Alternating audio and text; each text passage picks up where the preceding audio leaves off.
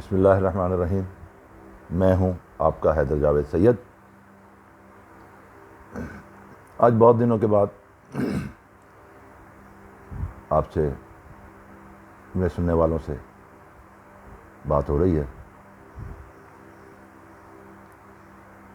ملک کی سیاسی صورتحال میں ایک ایسی افراتفری ہے جس میں سے ہر کوئی اپنی مرضی کے مطالب و مفاہیم نکال رہا ہے۔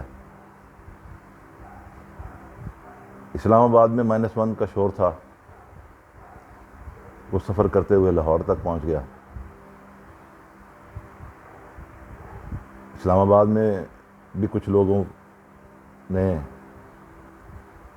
فیصلہ کرنے والی قوتوں سے ملاقاتیں کیں۔ اب یہ ملاقاتیں تھیں یا انٹرویو تھے، دو طرح کی آراء ہیں۔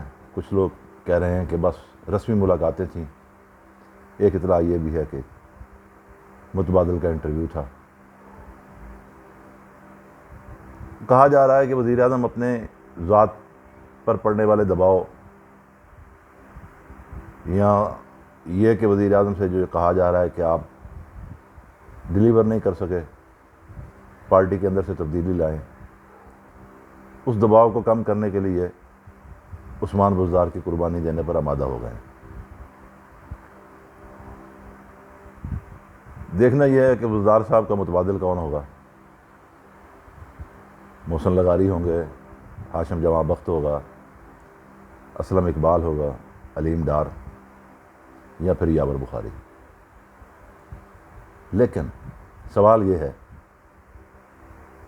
کہ جو حالات 2 سال میں تحریک انصاف کی حکومت اور پالیسی سازوں نے پیدا کر دی ہیں، ان کا کوئی مداوع ممکن ہے؟ کیا چہروں کی تبدیلی سے مداوع ہو جائے گا؟ بظاہر ایسا نہیں لگتا، اس لیے کہ چہرہ وزیر اعظم کا تبدیل ہو یا پنجاب کے وزیر اعلیٰ کا تبدیل ہو، پالیسی ساز تو وہی رہیں گے۔ جب پالیسی ساز وہی رہیں گے تو تبدیلی کیسے آئے گی؟ بہتر فیصلے کیسے ہوں گے؟ وہ اقدامات کیسے اٹھائے جائیں گے جن پر خوش اسلوبی سے عمل ہو سکے؟ اب تک کی صورتحال تو یہ ہے کہ سوائے نفرت کے کاروبار کے جو 2 اکتوبر 2012 سے شروع ہوا تھا،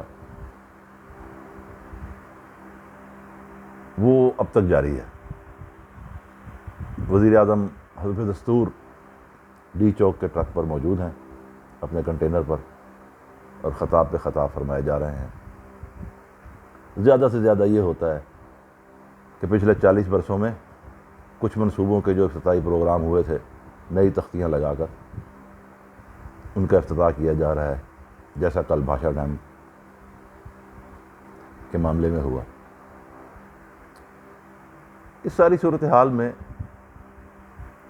جو بہت مایوس کن ہے، راستہ ایک ہی ہے، اور وہ ہے وسط مدتی انتخابات کا۔ ظاہر ہے تحریک انصاف تو اس کے لیے آمادہ نہیں ہوگی، اور غیر جمہوری قوتوں سے کسی کو نہ اپیل کرنی چاہیے، نہ امید باندھنی چاہیے۔ اصولی طور پر حزب اختلاف کو اپنا دباؤ بڑھانا چاہیے، لیکن حزب اختلاف کا معاملہ بھی سمجھ میں نہیں آتا۔ جناب شہباز شریف کورونا کی وجہ سے اپنے بیڈ روم میں ہیں، اور کافی دنوں سے ہیں۔ میاں نواز شریف کی صاحبزادی خاموش ہیں، کبھی کبھی وہ کوئی مبارکباد کا یا تعزیت کا پیغام ٹویٹر پہ لکھ دیتی ہیں۔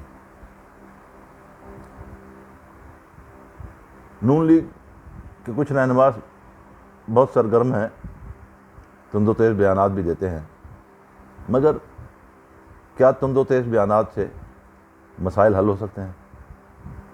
مسائل تند و تیز بیانات سے حل نہیں ہوں گے۔ مسائل کے حل کی ایک ہی صورت ہے کہ حزب اختلاف متحد ہو کر حکومت وقت پر دباؤ ڈالے، اور ملک اور لوگ جن مشکلات کا شکار ہیں ان سے نجات دلانے کی کوشش کی جائے۔ مہنگائی ہے، غربت بڑھ رہی ہے، جناب عمران خان جب تشریف لائے تھے تو پاکستان میں خط غربت سے نیچے بسنے والوں کی تعداد 53 سے 54% کے درمیان تھی، لیکن اب یہ تعداد